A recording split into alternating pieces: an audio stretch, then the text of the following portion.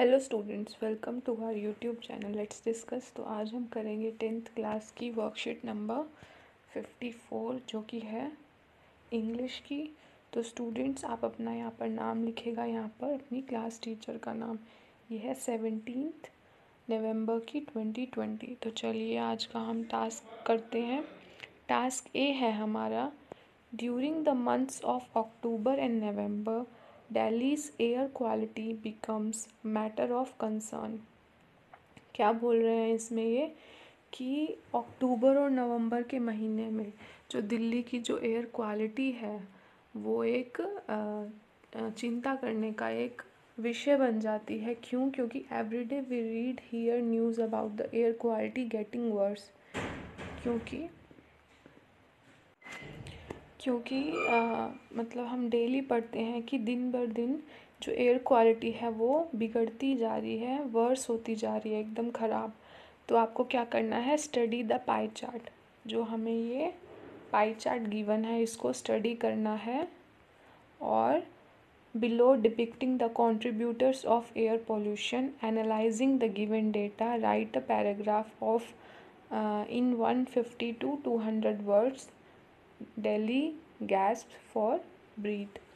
तो आपको क्या करना है, जो पाई चार्ट गिवन है उसमें क्या दिया हुआ है? कंट्रीब्यूटर्स, मतलब किस कारण पॉल्यूशन होता है, और आपको एनालाइज करना है और फिर एक पैराग्राफ लिखना है 150 से 200 वर्ड के बीच में। और आपके जो टॉपिक है वो है दिल्ली गैस्प फॉर ब्रीथ। तो इसका गैस्प का मतलब क्या होता है कि सांस लेने में तकलीफ़ होना, डिफ़िकल्टी इन ब्रीदिंग।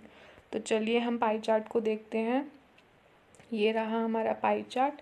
तो ये ऊपर लिखा हुआ है ना, कंट्रीब्यूटर्स ऑफ एयर पॉल्यूशन, है ना। तो इधर देखिए कि सबसे ज़्यादा कौन करता है? Vacuolar emission. वैक्यूलर एमिशन वो होता है जो हमारे व्हीकल्स होते हैं, बस हो गया, आपका गाड़ी हो गई, और बाइक हो गई, जितने भी हमारे व्हीकल्स हैं उससे कितना 33% सबसे ज़्यादा है। फिर उसके बाद सेकंड नंबर पर कौन है? Crop residue burning.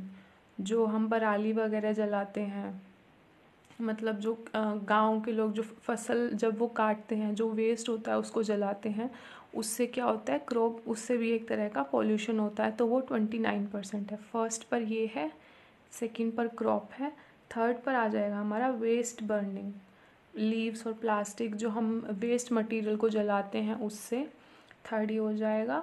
फोर्थ हमारा हो जाएगा पॉल्यूशन फ्रॉम फैक्ट्रीज़। जो फैक्ट्रीज़ में जो सामान चीज़ें बनती हैं या जो किसी भी चीज़ की फैक्ट्रीज़ है उनसे जो पॉल्यूशन निकलता है वो फोर्थ नंबर पर है, जो कि 9% है। कंस्ट्रक्शन डस्ट ये है 5%, तो फिफ्थ। ठीक है, तो आपका ये पाई चार्ट यहाँ पर हो गया। तो चलिए पैराग्राफ लिखते हैं। और आपको यहाँ पे क्या दिया हुआ है? You may use the following phrases to write the paragraph. ये फ्रेजेस दिए हुए हैं हमें, तो इनको आप पैराग्राफ लिखते समय यूज़ कर सकते हैं। फर्स्ट जैसे कि है हमारा, द चार्ट शोज़ और indicates the biggest contributors of air pollution is burning crop residue contribute as much as share of dash is as low as -% the air quality index dash possible solution to this is dash. तो चलिए अब हम paragraph को लिखते हैं। ये रहा। इससे आप सिर्फ आइडिया ले सकते हैं, आप अपनी खुद की लाइन भी इंक्लूड कर सकते हैं, या जो ये हमें जो फ्रेजेस दिए हुए हैं यहाँ से आप इसको और पाई चार्ट को देख के आप अपनी खुद की लाइंस भी बना सकते हैं। यहाँ से आप सिर्फ एक हेल्प ले लीजिए कि ऐसे ऐसे लिखना है। तो चलिए हम पढ़ते हैं कि the chart shows the indicators of air pollution और नेशनल कैपिटल दिल्ली। जो चार्ट है, हमने देखो अभी ये फ्रेज़ ले लिया ना, चार्ट शोज़ और इंडिकेट्स, तो ये लिख लिया हमने। The chart shows the indicators of air pollution और नेशनल कैपिटल दिल्ली। ठीक है, जो चार्ट है हमारा वो क्या शो कर रहा है? जो इंडिकेटर्स हैं एयर पोल्यूशन के, कहाँ पर? नेशनल कैपिटल दिल्ली में। As Delhi gasp for breath as air quality remains severe from last 3 to 4 days.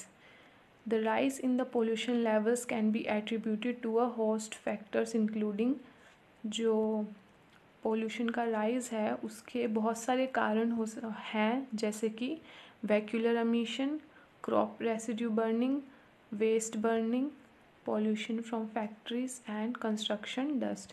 तो ये सारी चीज़ें हमने कहाँ से ली हैं, ये रहा कि मेन कारण ये हैं जिनसे मेन पोल्यूशन होता है दिल्ली में। तो ये हमने एज इट इज़ लिख दिया है पूरा यहाँ पर। तो हमें आगे क्या लिखना है, फ्रेज में से हेल्प लेते हैं। बिगेस्ट कंट्रीब्यूटर कौन है, वेहिकुलर एमिशन, है ना। तो हम यही लिख देंगे यहाँ पर, ये रहा। The biggest contributor to Delhi's air pollution is vehicular emission, which produces 33% of pollution. Burning crop residue contributes as much as 29%. ये हमने कहाँ से ली है लाइन, ये हमने लाइन ली है सेकेंड फ्रेज से, ये रहा, ठीक है। तो चलिए नेक्स्ट करते हैं। The air quality index has, ये हो गया ना हमारा, इसका आप स्क्रीनशॉट ले लीजिएगा पहले, ये रहा, और फिर यहाँ से लेके यहाँ तक, ठीक है। चलिए नेक्स्ट पैराग्राफ पढ़ते हैं। The air quality index has deteriorate with the air quality index classified as severe on Sunday. A possible solution to this is use of public transportation, avoid burning garbage. तो हमें ये जो phrase है हमने कहाँ से लिया है, यहाँ से देखिए कि the air quality index has और पॉसिबल सॉल्यूशन। तो लास्ट में हमने पैराग्राफ में क्या लिखना है, सॉल्यूशन लिखना है। तो सेकंड पैराग्राफ में देखिए, a possible solution to this is use of public transportation. मतलब ये नहीं कि हर कोई आजकल अपनी गाड़ी लेके जाते हैं खुद की अलग से, तो उसकी जगह हम पॉल्यूशन कम करने के लिए हम क्या कर सकते हैं कि जो पब्लिक ट्रांसपोर्टेशन है, मेट्रो हो गया, बसेस हो गया, हालांकि कोविड चल रहा है बट फिर भी हम पोल्यूशन को कम करने के लिए मास्क और ग्लव्स पहन के पब्लिक ट्रांसपोर्टेशन का यूज़ कर सकते हैं। और हमें क्या करना है, अवॉइड बर्निंग गार्बेज, जो कचरा जो हम जलाते हैं उसको अवॉइड करना चाहिए। वॉकिंग और साइकिलिंग, जो पास की आपकी चीज़ें, अगर आपको कहीं पास जाना तो उसको हम वॉकिंग या साइकिलिंग करके भी जा सकते हैं। प्रिवेंटिंग लैंडफिल फायर्स, और and instead of burning the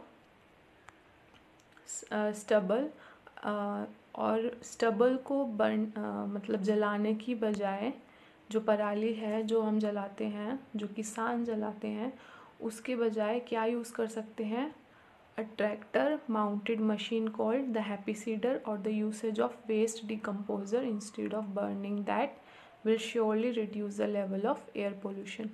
जो पराली हम जलाते हैं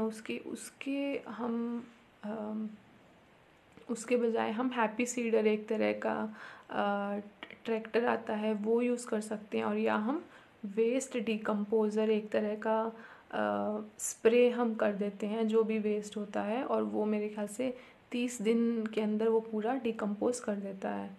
तो ये सब चीज़ें किसान सिर्फ अकेले नहीं कर सकता, ऑब्वियसली गवर्नमेंट है उनको प्रोवाइड करना पड़ेगा, बट ये मेजर्स हैं जो पोल्यूशन के कंट्रीब्यूटर्स हैं, और ये इनके सॉल्यूशंस हैं जो हमने यहाँ लिखे हैं कि क्या क्या सॉल्यूशन हो सकते हैं पोल्यूशन को हटाने के लिए। तो स्टूडेंट्स आप अपना यहाँ पे एक बार फिर स्क्रीनशॉट ले लीजिएगा, ये रहा, और फिर यहाँ से यहाँ तक, ठीक है।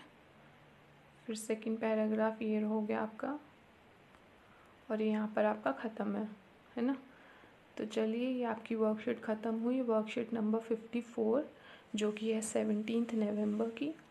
और आपको वीडियो अच्छा लगा हो तो लाइक ज़रूर करिएगा, लाइक शेयर सब्सक्राइब करिएगा, और वीडियो देखने के लिए धन्यवाद।